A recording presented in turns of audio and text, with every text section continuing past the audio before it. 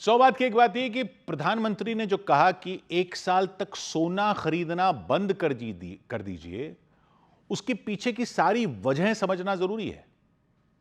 इतना तो मोटे तौर पर पब्लिक को समझ में आ रहा है कि ईरान युद्ध की वजह से कच्चा तेल महंगा होता जा रहा है। पता भी नहीं चल पा रहा कि युद्ध भी कितना लंबा और चलेगा। तो कच्चा तेल खरीदने के लिए ज्यादा डॉलर खर्च करने पड़ेंगे। इसलिए देश को अपने डॉलर सोना खरीदने में इस वक्त नहीं लगाने चाहिए। लेकिन कहानी सिर्फ इतनी नहीं है।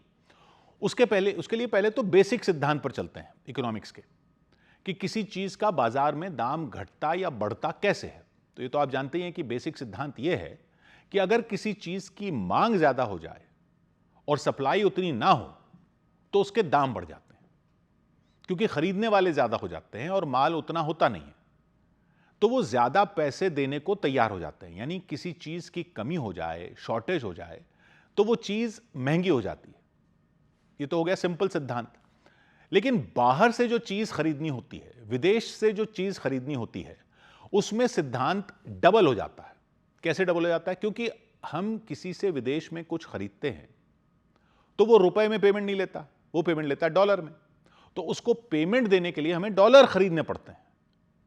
यानी एक चीज को लेने के लिए दो चीजें खरीदनी पड़ती हैं। डॉलर खरीदने पड़ते हैं, फिर उन डॉलरों से वो चीज खरीदनी पड़ती है।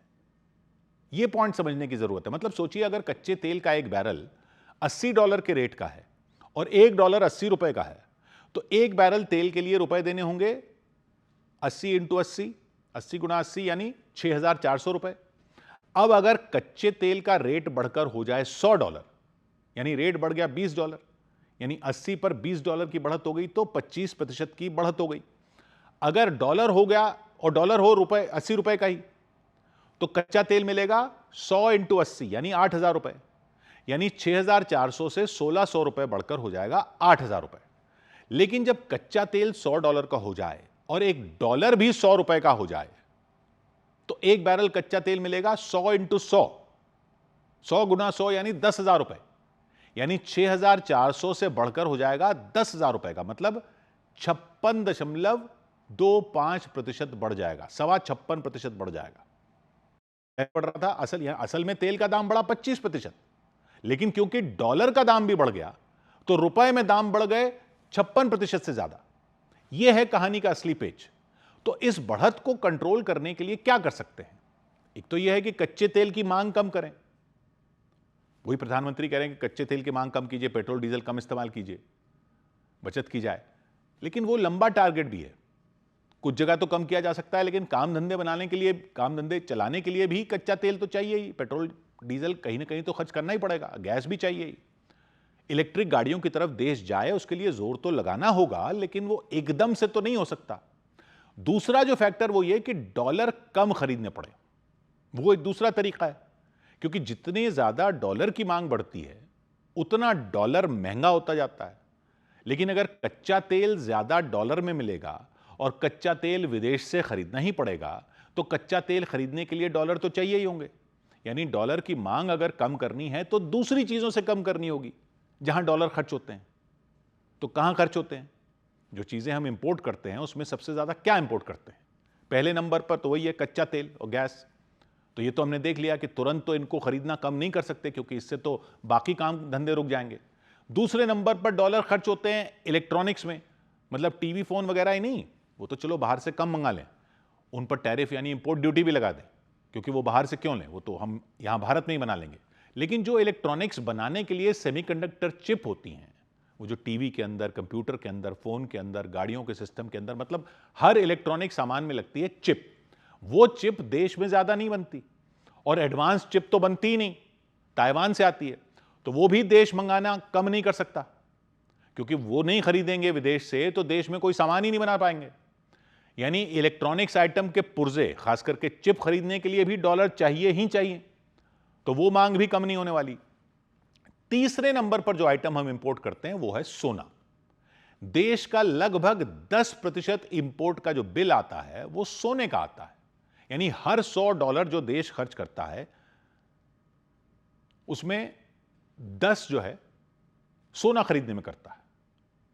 युद्ध चल रहा है तो अनिश्चितता का माहौल है। अनिश्चितता में पूरी दुनिया के देशों के बैंक भी सोना खरीदने लग जाते हैं, तो सोने के दाम पहले से ही बढ़े हुए हैं। ऊपर से डॉलर के दाम भी बढ़े जा रहे हैं रुपए के मुकाबले। तो ये डबल मार जो कच्चे तेल में पड़ रही है वो सोने में भी पड़ रही है। ये तीसरे नंबर का आइटम है जो हम इंपोर्ट करते हैं।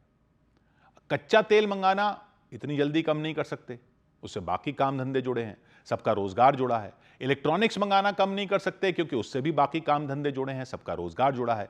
लेकिन सोना तो ऐसा आइटम नहीं है कि अगर नहीं मंगाएंगे तो बाकी काम धंधे बंद हो जाएंगे। इसलिए पीएम कह रहे हैं कि यह मत खरीदो एक साल तक कम से कम। लोग खरीदेंगे नहीं तो मांग नहीं होगी, मांग नहीं होगी तो सर्राफा कारोबारी विदेश से सोना मंगाएंगे नहीं, विदेश से सोना मंगाएंगे नहीं तो विदेश से सोना मंगाने के लिए डॉलर नहीं खरीदने होंगे। जितने डॉलर कम खरीदेंगे उतनी डॉलर की मांग कम होगी, जितनी डॉलर की मांग कम होगी उतना वो महंगा कम होगा। डॉलर महंगा नहीं होगा तो कच्चे तेल के लिए भी रुपए कम देने होंगे। यानी पूरी चेन है ये। सोने का रेट बढ़ते जाने की वजह से हर साल और ज्यादा डॉलर खरीदने पड़ रहे हैं सोना खरीदने के लिए। अभी 3 साल पहले तक यानी 2023-24 में हमने बाहर से सोना लिया 4,500 करोड़ डॉलर का, 4,500 करोड़ डॉलर का। फिर 2 साल पहले 2024-25 में लिया 5,800 करोड़ डॉलर का, और पिछले साल 2025-26 में लिया 7,200 करोड़ डॉलर का। यानी 4,500 से सीधा 5,800, 5,800 से सीधा 7,200।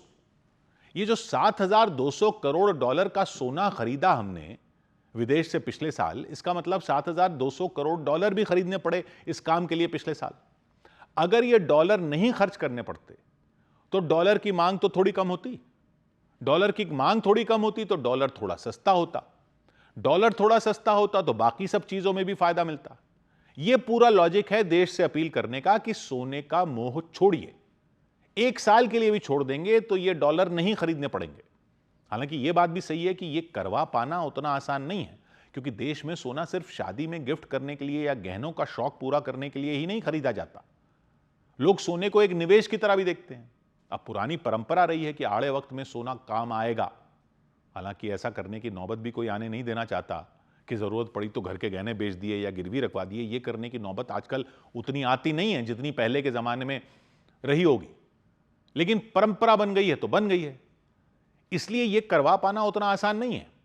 लेकिन यह मैसेज अगर प्रधानमंत्री के लेवल से आए और अगर आधे लोग भी सोचें कि एक साल तक सोना नहीं लेते हैं तो 3,500-4,000 करोड़ डॉलर कम खरीदने पड़ सकते हैं। ये जो 95 रुपए के आसपास हो रहा है डॉलर, ये तो 100 रुपए पर जाने से रोका जाए। हालांकि सोना सिर्फ लोग ही नहीं खरीदते, रिजर्व बैंक भी सोना खरीदता है। अब वो देश की आर्थिक रणनीति का हिस्सा है तो वो वाला इंपोर्ट बिल जो भरना ही पड़ेगा वो तो। लेकिन जो लोग गहनों के लिए, शादी ब्याह के लिए लेते हैं, वो एक साल के लिए रोक दें, ये अपील की जा रही है। यहां पर 2012-13 का साल याद करना जरूरी है। उस साल क्या हुआ था कि सोने का इंपोर्ट हो गया था 5600 करोड़ डॉलर का। सोचिए, अभी 2 साल पहले 2024-25 में हमने सोना खरीदा 5800 करोड़ डॉलर का। 2012-13 में भी उतना ही खरीद लिया था, 5600 करोड़ डॉलर का। तो डॉलर खरीदने पड़ गए थे तब भी इतने सारे उस सोने को खरीदने के लिए, और डॉलर होता था 55 रुपए का। वो कुछ ही टाइम में हो गया था 68 रुपए का। 55 से 68 पर डॉलर पहुंच गया था क्योंकि सोना खरीदने के लिए डॉलर खरीदने पड़ गए थे। तो ये हमारे सामने है कि सोना खरीदने के चक्कर में हम डॉलर को महंगा कर देते हैं। इसलिए अगर पीएम जो कह रहे हैं कि एक साल तक मत खरीदिए, तो वो अगर आधे भी लोग मान जाएं, क्योंकि रिजर्व बैंक को तो अपने निवेश के लिए लेना ही पड़ेगा, तब भी काफी डॉलर बच सकते हैं।